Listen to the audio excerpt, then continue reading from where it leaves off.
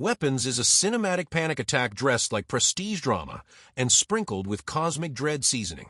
Zach Kreger looked at American tragedy, trauma cycles, and small-town rot and said, yeah, but what if fate was meaner? The film braids missing teens, shattered families, and existential doom into a nightmare puzzle where every quiet moment screams louder than a chainsaw. Think Prisoners and Magnolia had a baby during a Stephen King thunderstorm, then raised it on true crime documentaries and unresolved grief.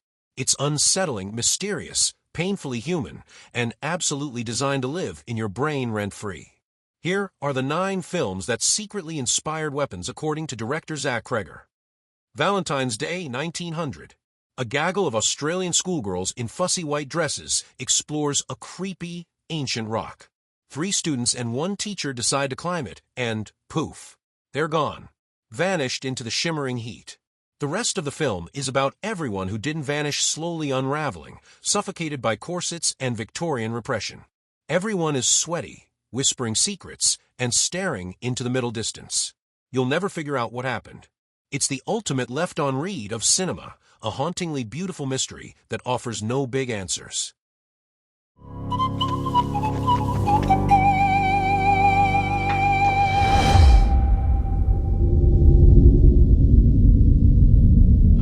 Something terrible has happened. What happened to Miranda, Irma? Tell us, Irma, tell us! And ends at exactly the right time and place. This is the most gorgeous film ever made about terrible decisions. Bill and Abby, 2 Chicagoans on the run, convince a wealthy, dying-ish farmer in the Texas Panhandle that they're siblings. The farmer, lonely and shy, falls for Abby. They get married for the money. What could go wrong? Cue a biblical plague of locusts, a devastating fire, and the world's most awkward throuple. Everyone is photogenically miserable during the magic hour. It's a tragic love triangle, narrated by a kid who sounds like she's just making it up as she goes. They told everybody they were brother and sister. You tell them something, they start talking. This farmer, he didn't know when he first saw her, or what it was about her that caught his eye. Who'd know but you and me? Nobody. Let everything be all right. I'm sorry. I think about it. The things I said to you, how I pushed you into this.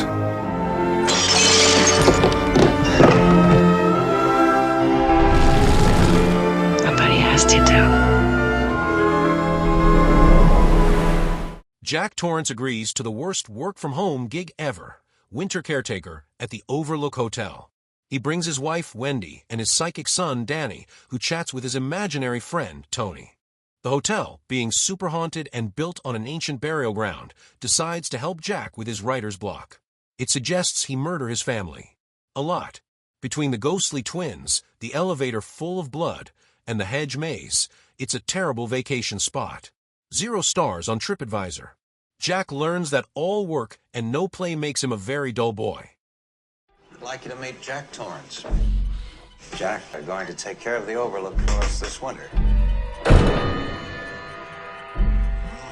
I'm looking for a change.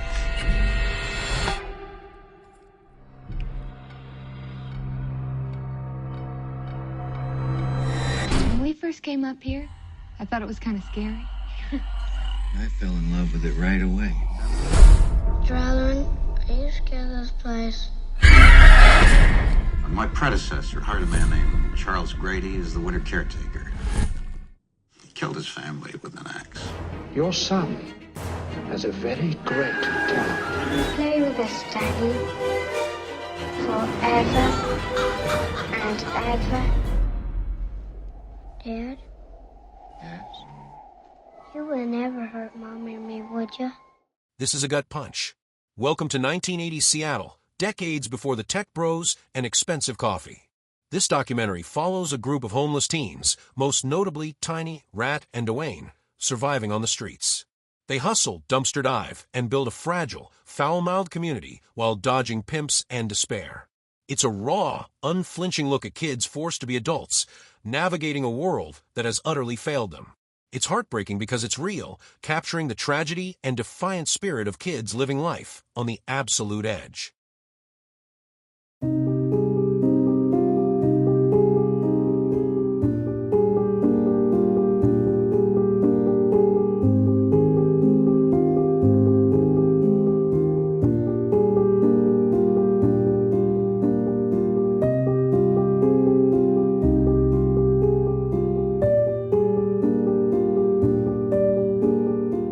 The devil, in the charming form of Leland Gaunt, opens the ultimate antique shop in small-town Castle Rock.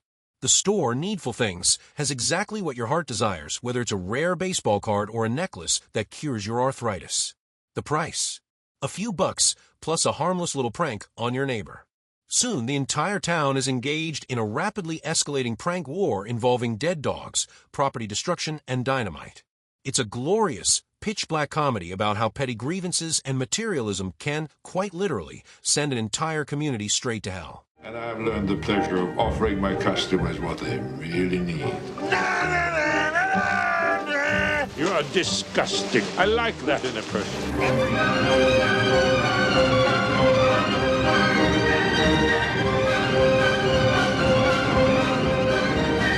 You're having fun now.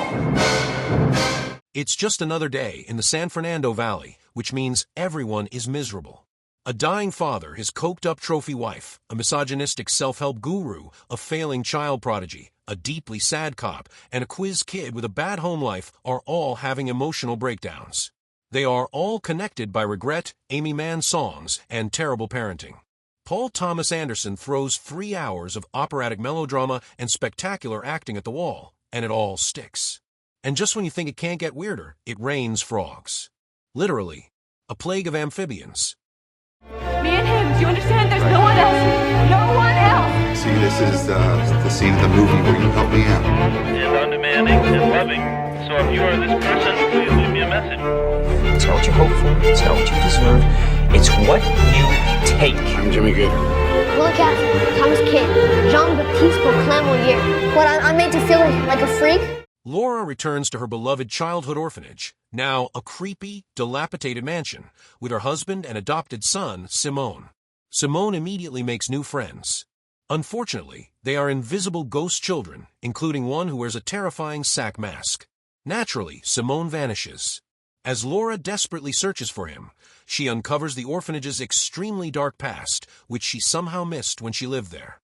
This is a classy, gothic horror film that's less about jump scares and more about crushing, atmospheric dread. The final twist is so sad, it makes you wish it was just a monster.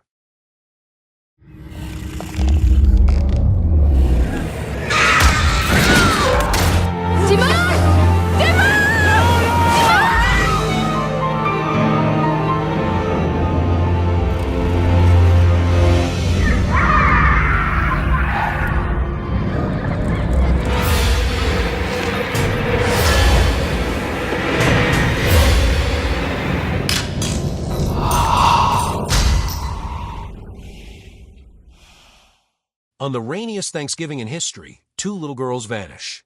The police, led by the perpetually blinking detective Loki, arrest a suspect but have to let him go. This does not sit well with Keller Dover, one of the fathers. A mild-mannered carpenter, Keller decides to skip the legal system, kidnap the suspect himself, and torture him in an abandoned bathroom. It's a DIY justice home project that goes horribly wrong. The film is a relentlessly grim, twisty thriller that asks, how far would you go to save your child? And will it ever stop raining?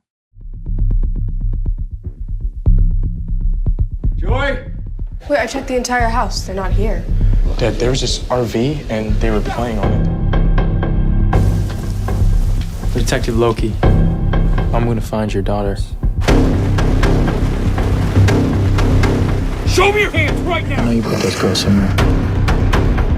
He stays in custody until my daughter's found, right? We have a 48-hour hold on her. Day in his life. Well, this thing's clean. I'd start looking in the woods by the rest stop. Every day, she's wondering why I'm not there. My daughter! Alex. You do. Someone has to make him talk, or they're gonna die. Remember Tiny from 1984's Streetwise? The 14-year-old prostitute with dreams of a normal life? Well, 30 years later, this documentary catches up with her. Now, Erin Blackwell, she's a mother of 10 living a messy suburban life, still struggling. This isn't a she-made-it-out success story, nor is it a simple tragedy. It's a complex, deeply human portrait of intergenerational poverty, addiction, and resilience. It shows how the wounds of a stolen childhood never really heal, they just echo. It's a devastating, necessary companion piece.